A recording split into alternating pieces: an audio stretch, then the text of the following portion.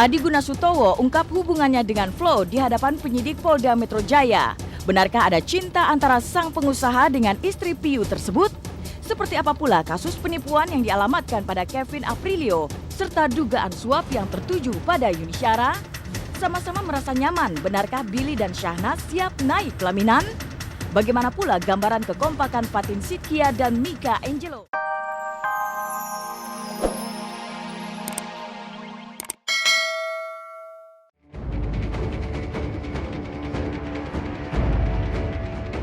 Halo, selamat siang pemirsa Global TV. Seleb on Cam kembali hadir menemani Anda selama 60 menit ke depan untuk menyajikan kisah dari public figure secara mendalam. Setelah Adi Gunasutowo menjalani pemeriksaan di Polda Metro Jaya pada hari Selasa lalu, ada kisah baru yang hadir di balik kasus pengerusakan di rumah Vika Dewayani, istri kedua Adi Guna beberapa waktu lalu. Menurut Kabid Humas Polda Metro Jaya, Rikwanto, Adi Guna mengaku bahwa kedatangan dirinya dan Flo ke kediaman Vika untuk menjelaskan hubungan mereka yang semakin akrab dalam kurun waktu 3 tahun terakhir. Ke rumah Vika di Pulau Mas, ya, bersama-sama dengan disupiri oleh Dalyono. Kemudian Adi Guna juga menyatakan dia kenal dengan Flo sudah 7 tahun, ya. Namun dalam 3 tahun terakhir yang menjadi lebih akrab. Konteks ke rumah Vika, memang ide mereka berdua. Idenya Adi Guna dengan Flo bersama-sama. Maksud tujuannya adalah untuk menjelaskan kepada Vika bahwasanya mereka sedang menjalin hubungan lebih akrab lagi. Alhamdulillah ya, Pak Adi Guna sudah datang ke Polda, tidak perlu dijemput paksa, terus juga dia memberi kesaksian yang sebenarnya. Mungkin respon dia yang kemarin, saya nggak tahu kenapa dia bisa bilang bahwa dia yang menabrakkan, tapi kan intinya bahwa kesaksian dia yang sekarang ini adalah kejadian yang sebenarnya. Ya, Adi Guna mengakui memang mereka mengkonsumsi minuman keras waktu dijemput Dalyono dan menuju rumahnya Vika. Mereka dalam keadaan mabuk karena minuman keras. Dikatakan pada waktu kejadian dia tidak menyuruh, namun dia tidur-tiduran di belakang. Jadi memang di situ dikatakan olehnya yang melakukan adalah Flo, ya, namun bukan dia yang menyuruh. Kasus ini tentu akan menjadi jernih dan akan terjawab semua teka-tekinya ketika Flo bisa hadir dan memberikan keterangan. Tapi sayangnya hingga saat ini tersangka pengerusakan tersebut masih belum diketahui rimbanya. Lalu bagaimana pula dengan Piyu sendiri? Benarkah musisi satu ini akan kembali dipanggil oleh tim penyidik Polri? Ya, ini sedang direncanakan oleh penyidik, ya. Nanti waktunya yang menentukan penyidik. Memang ada rencana memanggilnya kembali. Untuk saat ini, saudara Adi Guna juga tidak mengetahui di mana posisi Flo berada. Dan komunikasi terakhir menurutnya pada waktu dilakukannya konferensi pers, di mana di situ hadir Adi Gunasutowo dengan saudara Piyu. Disitulah terakhir menurut keterangan saudara Adi Guna dia bertemu dengan Flo. Dan sampai saat ini komunikasi sudah tidak ada lagi. Ya nggak tahu. Mudah-mudahan dengan mendengar bahwa kita ini sekarang kasus sudah semakin terang, sudah mulai ada titik-titik yang lebih baik, ya. Ada perdamaian dengan keluarganya Flo, mudah-mudahan dia segera muncul dan datang ke penyidik untuk memberikan keterangan. Di tengah keberadaan Flo yang tidak diketahui, perdamaian dengan Vika Dewayani justru telah disepakati. Lantas akan seperti apa nasib Flo di mata hukum? Mungkinkah ia bisa terbebas dari segala tuntutan? Dan akankah Vika mencabut laporannya? Dan seperti apa Dian Sastro melihat kasus bapak mertuanya yang tak kunjung usai?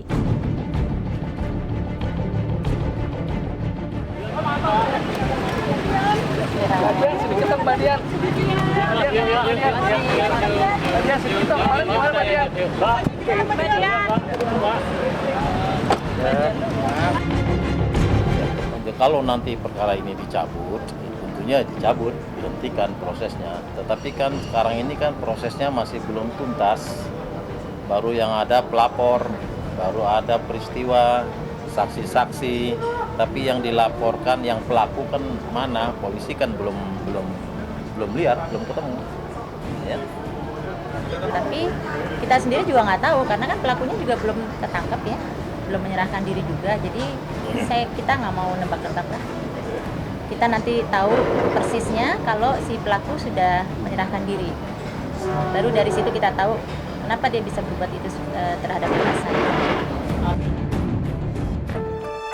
Pemirsa, selain kemelut Adiguna, permasalahan yang menyeret Kevin Aprilio juga terus diselidiki kebenarannya. Helen dan sang ibunda Sri Yasin yang melaporkan putra Adi MS dan Memes itu atas dugaan penipuan Rabu kemarin menjalani pemeriksaan. Helen dan sang ibunda yang datang didampingi kuasa hukum mereka dicecar sekitar 36 pertanyaan terkait kontrak yang telah mereka sepakati. Pak. Bagaimana Pak? Pada hari ini saya di BAP dengan 36 pertanyaan dari jam 9 sampai sekarang ini baru selesai dan alhamdulillah semuanya sudah berjalan dengan lancar. Saya bicara dari pertanyaan-pertanyaan penyidik, saya bicara apa adanya yang terjadi pada kami berdua dengan Helen. Mencuatnya kasus ini bermula dari kerjasama di antara Kevin dan Helen pada tanggal 14 Januari 2013 lalu. Kala itu Kevin menyanggupi untuk membuatkan Helen 4 single dengan biaya yang fantastis yaitu senilai 2,5 miliar rupiah. Tapi dalam perjalanan Helen menganggap Kevin mangkir dari sejumlah kesepakatan dan proses pengerjaan yang dianggapnya terlalu molor adalah salah satu hal yang membuat Helen menjadi geram. Pasalnya Sri Yasin ibunda Helen telah melunasi pembayaran 2,5 miliar itu saat mereka menandatangani kesepakatan. Pada tanggal 14 Januari, pada masa itu saya dikenakan biaya 2,5 miliar. Januari 2012. 14 Januari 2013 dan saya memang ada kerjasama dengan Kevin dengan biaya 2,5 miliar dan dengan dana 2,5 miliar saya memahami dan saya memang ikhlas. Memang itu kehendak saya antara perjanjian dengan ini memang sudah kami sepakati dan itu akan tetapi di dalam perjalanan saya dengan Kevin saat pembuatan lagu, saat ada les vokal dan sebagainya banyak sekali kendala-kendala, hal-hal kecewa karena tidak sesuai schedule, juga tidak sesuai apa yang tertulis, tidak sesuai biaya yang kita keluarkan, tidak sesuai komitmennya pada Kevin. Pada prinsipnya saya sudah membayarkan komitmen saya dan Helen sudah kita bayarkan lunas pada saat itu juga dengan dana 2,5 miliar. Kan tetapi ada beberapa hal Kevin ya tanggung jawab dan komitmennya Kevin dengan ada rincian ya dengan 10 lagu dan 3 kali single dan sebagainya itu baru kita direalisasi 1 lagu atau 1 single. Yang sepanjang saya ketahui adalah bahwa ada orang yang berminat untuk bekerja sama dengan Kevin. Artinya Kevin itu kan sesuatu yang memang sudah semua masyarakat Indonesia ini sudah tahu dong bahwa dia adalah musisi yang bertangan dingin. Kan begitu artinya. Helen saya terus terang belum kenal, belum tahu siapa Helen. Kan begitu kira-kira inti dan saya rasa juga begitu keadaannya pada waktu itu dan mereka sepakat untuk melakukan perjanjian kerjasama. Ya boleh-boleh saja kan begitu artinya. Betul kan? Nah jadi ini yang kami perlu penjelasan dan perlu informasi yang lebih dalam. Peristiwa hukum yang mana? Kalau misalnya bicara masalah perasaan kan ini susah. Merasa tidak tahan dengan cara kerja manajemen Kevin Aprilio, Helen dan sang ibunda memutuskan untuk mengakhiri kesepakatan tersebut. Kevin pun menerima jika kontrak mereka diakhiri di 1 single saja. Tapi lagi-lagi manajemen Kevin membuat Helen tercengang karena untuk 1 single saja Kevin meminta uang lebih dari 900 juta rupiah. Pada tanggal 24 Juni dari pihak Kevin Aprilio juga menyetujui pemutusan hubungan ini dengan melalui surat. Ada bukti-buktinya. Ya, kami diberi perincian budget oleh pihak Aprilio Kingdom ini seperti ini.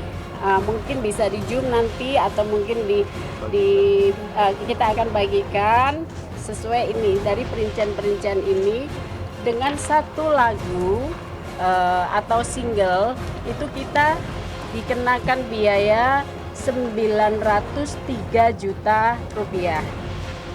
Dan itu menurut kami adalah sangat fantastis sekali ya, sehingga saya negosiasi kepada Aprilio Kingdom bahwa saya minta harganya yang reasonable.